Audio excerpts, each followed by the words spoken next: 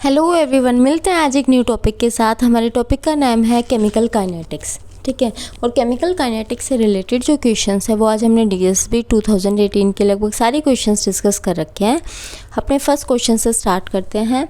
The chemical reaction 2O3 to gives 3O2 proceeds as. ये हमारे पास दे रखी है फर्स्ट रिएक्शन इक्विलिब्रियम है, सेकंड हमारा रेट ऑफ रिएक्शन है। ठीक है, हमें रेट लो एक्सप्रेशन निकालना है for this reaction should be. इनमें से कौन सा जो है वो करेक्ट ऑप्शन रहने वाला है वो बताना है। ठीक है, इसमें क्या बच्चों, हमारा O3 से O2 बना रहा है, O बना रहा है, तो रेट ऑफ फॉरवर्ड कितनी है K1 और रेट ऑफ बैकवर्ड कितना है K-1। और इसमें बच्चों ये गलती से इक्विलिब्रियम लग गया है, बट आप एक सिंपल गिव्स टू का साइन लगा लेना वो ठीक है, वो हमारे पास रेट लो को बता देगा। तो यहाँ पे क्या है, हमारे पास जो रेट ऑफ रिएक्शन है वो किस पर डिपेंड करता है बच्चों, हमेशा स्लो स्टेप पर डिपेंड करता है। तो रेट ऑफ रिएक्शन क्या हो जाएगा हमारा K2O इंटू O3 आ जाएगा हमारे पास। तो K2O इंटू O3 जब जैसे ही आएगा तो ये यहाँ पे हमने ऐसे लिख दिया है, और इसके अंदर क्या है OO दोनों के अंदर आ रहा है, यही क्या है हमारा इंटरमीडिएट। तो हमें क्या करना है, SSC लगा के स्टेडी स्टेट अप्रोक्सीमेशन लगा के क्या करना है, O को एलिमिनेट करना है, O को निकालना है और कहाँ पर पुट करना है, अपना यहाँ पर पुट करना है। तो जब स्टेडी स्टेट अप्रोक्सीमेशन लगाएंगे तो रेट ऑफ फॉरवर्ड रिएक्शन किसके इक्वल होता है, रेट ऑफ बैकवर्ड रिएक्शन के, या फिर रेट ऑफ फॉर्मेशन जो है वो किसके इक्वल होता है, रेट ऑफ डिफॉर्मेशन के इक्वल होता है। ठीक है, तो रेट ऑफ फॉर्मेशन क्या आएगा इसमें K1 इंटू O3, और वो किसके इक्वल हो जाएगा, रेट ऑफ डिफॉर्मेशन के K-1 O2 into O plus में K2O इंटू O3 आ जाएगा। ठीक है,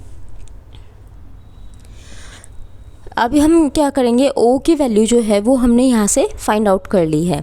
वो कैसे फाइंड आउट की, इन दोनों में से O को कॉमन ले लिया, K-1 O2 बचा प्लस में K2 इंटू O3 बचा।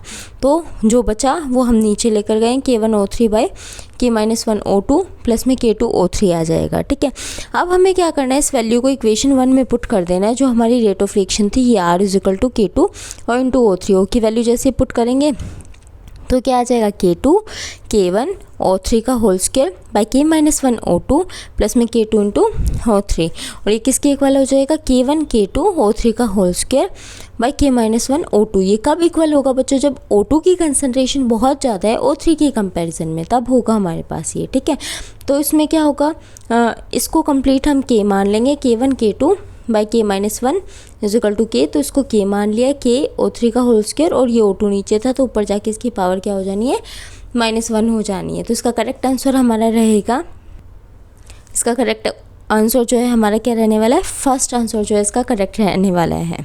आई होप सबको क्वेश्चन समझ आया होगा। Let's move on our next question. हमारे इस क्वेश्चन में क्या है बच्चों, 75% of a first order reaction is completed in 30 minute.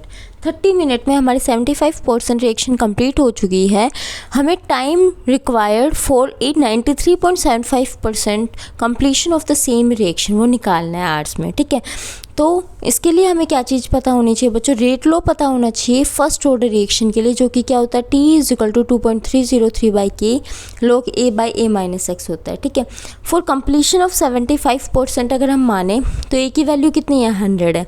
A-X कितना हो जाएगा हमारे पास, 100 माइनस में 75 हो जाएगा। ठीक है, तो टोटल कितना आ जाएगा हमारे पास, 75 क्योंकि स्टार्टिंग में 75 है हमारे पास, कितना कंप्लीट हो चुका है, तो 100 में 75 जब कंप्लीट हो चुका है कितना बचेगा, 25 जो है अनकम्प्लीटेड बचा है हमारे पास।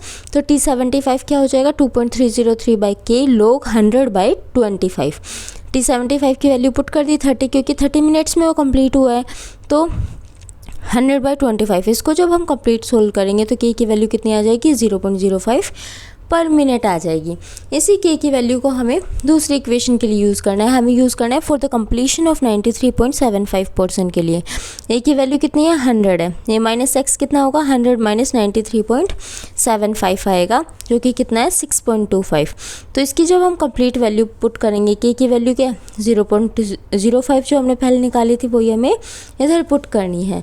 तो T की वैल्यू कितनी आ जाएगी, 55.5 मिनट बोल सकते हैं या 60 मिनट बोल सकते हैं, जो कि R की टर्म्स में देखेंगे तो क्या आएगा, 1 आर आएगा। ठीक है, तो इसका करेक्ट आंसर क्या रहने वाला है हमारा, 1 रहने वाला है। आपको इसमें फॉर्मूला बहुत अच्छे से याद करके रखना है बच्चों, अगर फॉर्मूला लर्न नहीं होगा ना तो आप इस क्वेश्चन को सोल्व नहीं कर पाएंगे। तो केमिकल काइनेटिक्स में है ही मेन जो काम है फॉर्मूलाज का, वहाँ से न्यूमेरिकल्स बहुत पूछे जाते हैं, और इस टाइप के तो पूछे गए हैं और पूछे जाएंगे, ठीक है। तो इस टाइप को अच्छे से कर लेना।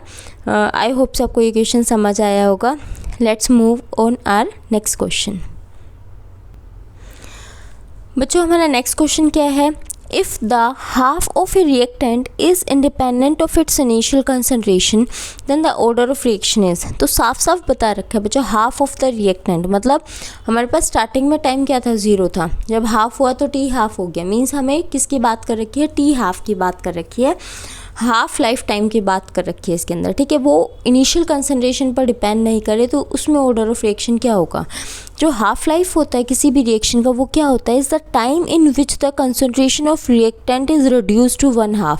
जो कंप्लीट कंसनट्रेशन थी, हमें पता है स्टार्टिंग में क्या होता है, हमारे पास रिएक्टेंट ही होता है, प्रोडक्ट तो बना नहीं होता है, तो जो वो रिएक्टेंट है वो रिड्यूस होकर के आधा हो गया। कब होगा, जब आधा टाइम चला जाएगा तभी होगा, तो उसी हम क्या बोलते हैं, हाफ लाइफ टाइम बोलते हैं। उसकी इनिशियल कंसनट्रेशन क्या हो जाएगा, वो हाफ हो जाएगा और उसको हम टी हाफ से रिप्रेजेंट करते हैं। तो जीरो ऑर्डर के लिए टी हाफ की वैल्यू क्या होती है बच्चों, R0/2K होती है। फॉर जीरो ऑर्डर रिएक्शन के लिए क्या होता है, R0/2K, और इसके अंदर R0 क्या इनिशियल कंसनट्रेशन है, तो टी हाफ डायरेक्टली प्रोपोर्शनल है इसके, ठीक है। और अगर हम इसमें देखें T half equal to 0.693/K, इसमें क्या है, कहीं पर भी हमें कंसनट्रेशन दिखाई ही नहीं दे रही है, तो टी हाफ जो है वो इंडिपेंडेंट होगा R0 के, इसमें ये डिपेंड ही नहीं करेगा, ठीक है।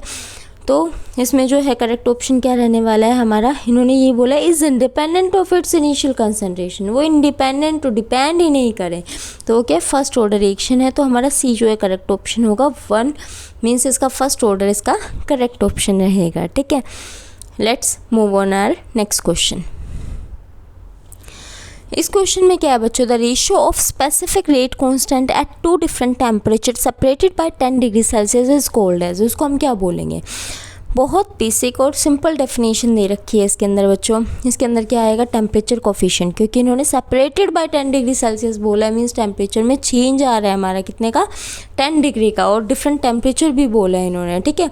तो इसके अंदर क्या होगा, टेम्परेचर कोफिशिएंट है किसी भी रिएक्शन का, in the factor by which rate constant है रिएक्शन का वो बढ़ जाता है हमारा, और increasing the temperature by 10 degree Celsius, तो वो क्या हो जाएगा, हमारे पास टेम्परेचर कोफिशिएंट आ जाएगा K35/K25। तो टेम्परेचर कोफिशिएंट क्या हुआ है, बढ़ा है हमारा, ठीक है।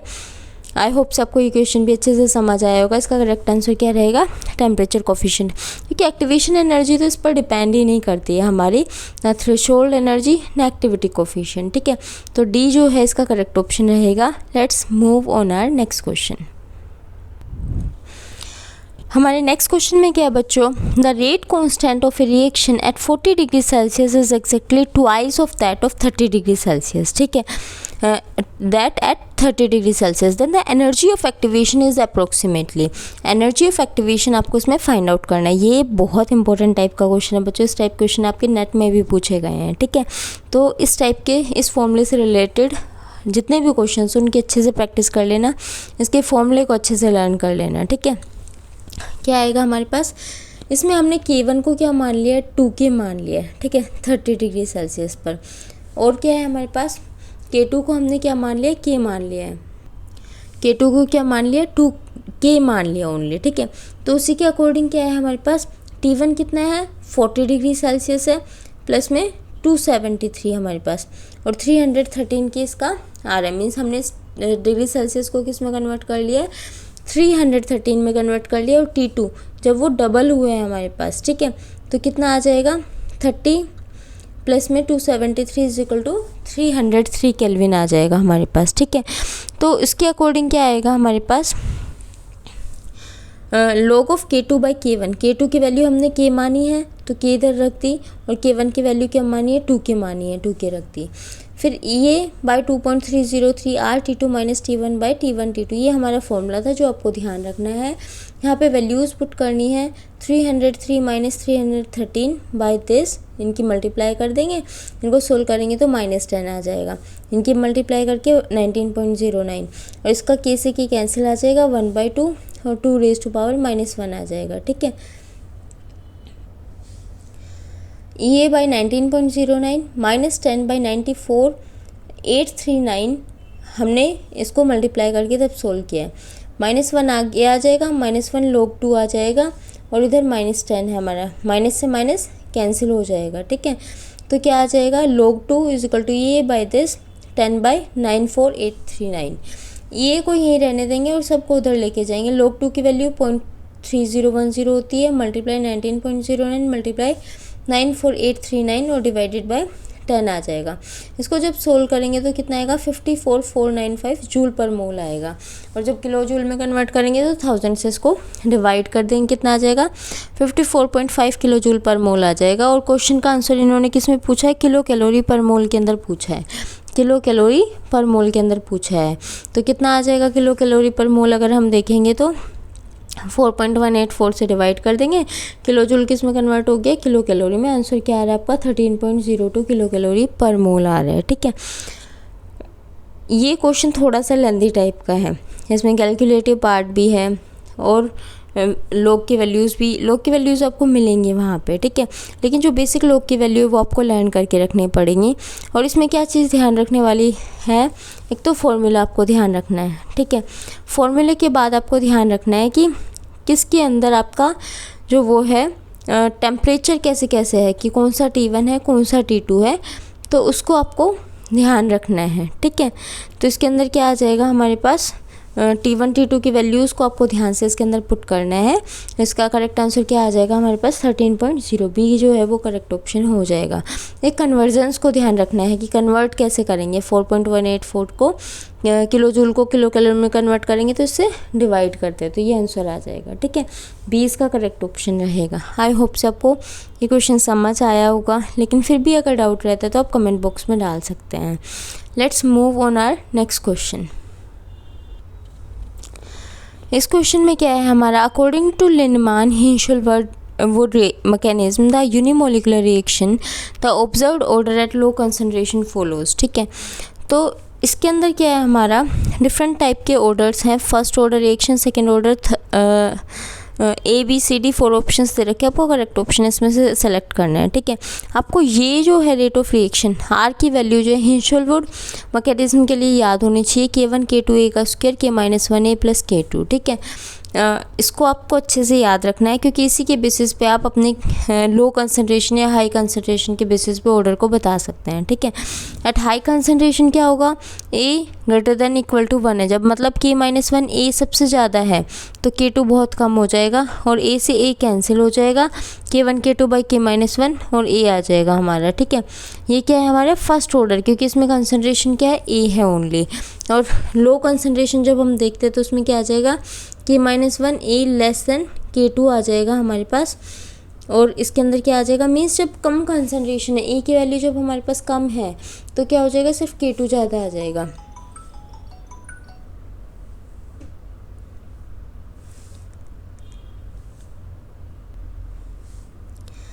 K2 ज़्यादा आ जाएगा हमारे पास, ठीक है, लो कंसंट्रेशन पर लेंगे तो क्योंकि इसकी कम हो जाएगी वैल्यू तो K2 से K2 कैंसिल हो जाएगा, K1 A स्क्वायर आ जाएगा हमारा, K2 से K2 कैंसिल हो गया तो क्या आ गया, K1 A स्क्वायर आ गया। ये क्या है, सेकेंड ऑर्डर रिएक्शन है हमारी, ठीक है।